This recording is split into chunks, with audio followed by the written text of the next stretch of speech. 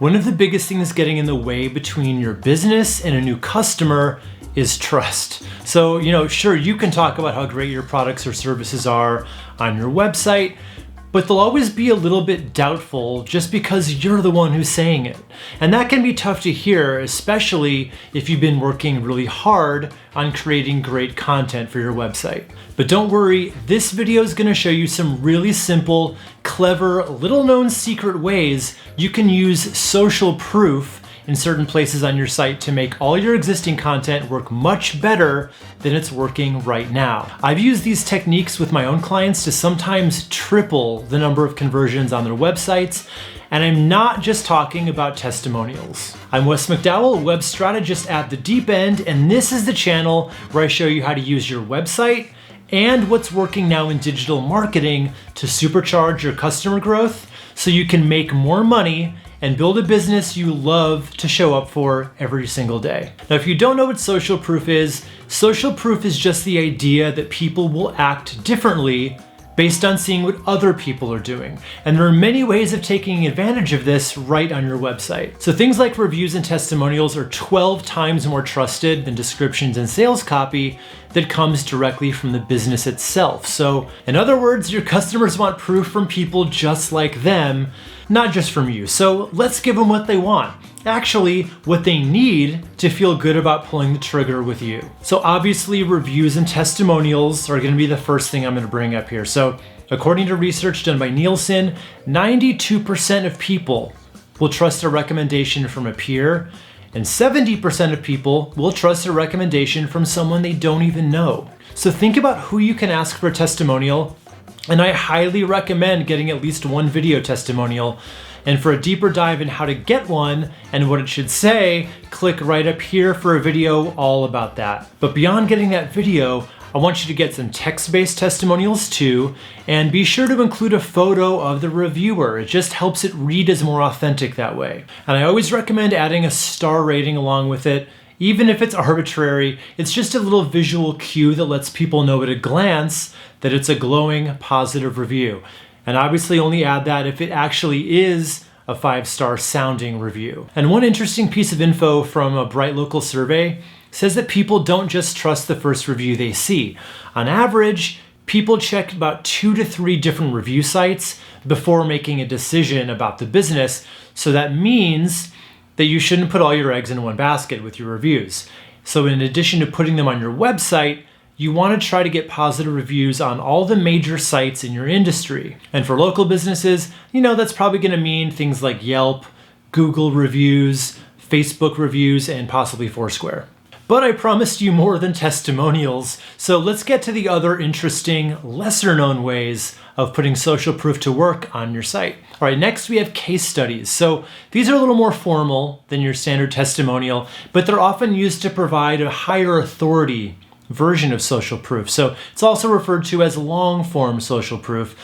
Case studies basically use the idea that customers want longer, more in-depth information sometimes, depending on what you offer, because they perceive it to be a little more reputable than just like little brief testimonials. At The Deep End, we definitely have a dedicated case studies page where we basically highlight the success stories of some of our clients and exactly how we took them from point A to point B. Think of it like math class where you had to show your work. That's basically the idea here. Now, this next one is not going to apply to every type of business out there, but if you get creative, you can probably make it work, so it's definitely worth mentioning. And it has all to do with encouraging and featuring user-generated content. So what do I mean by user-generated content? So basically everyone's on Instagram. So if you have a retail store or a bar or restaurant, anywhere people come into a physical location, encourage them to post and tag your business with some kind of contest or giveaway.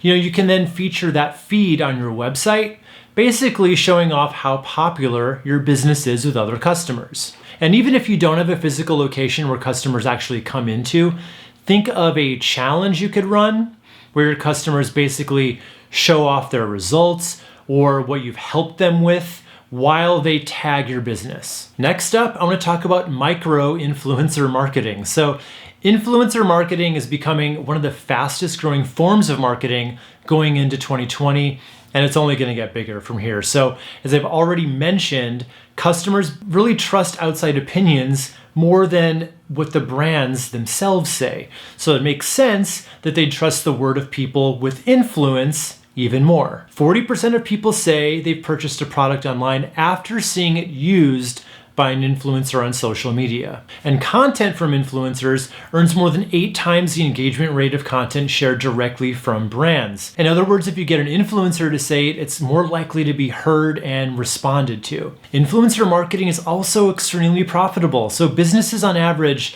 they get about $6.50 back for every $1 spent on influencer marketing, with some earning $20 for every dollar they spend or more.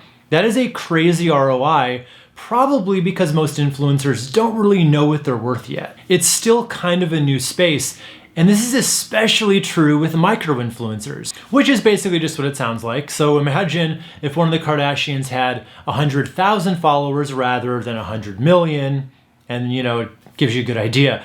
And 100,000 is still a lot of people you can reach for a lot less money. So do some research and find those micro-influencers who your ideal customer probably follows, either on Instagram, Twitter, on a podcast, or even right here on YouTube. Just find them, get in touch with them, and let them know you'd like to work something out. And they can send your message out to their followers, and you can then repurpose their content on your own site so that it lives on forever. But maybe you don't want to rely on other people taking the time to write something for you or post something for you. So this next tip is going to bypass all that, so they don't have to do any of that for you to get the social proof that you need. One of the coolest website software add-ons I've come across over the last few years basically automatically shows new visitors that other people have already been there and either bought something, scheduled a consultation, or downloaded a lead magnet.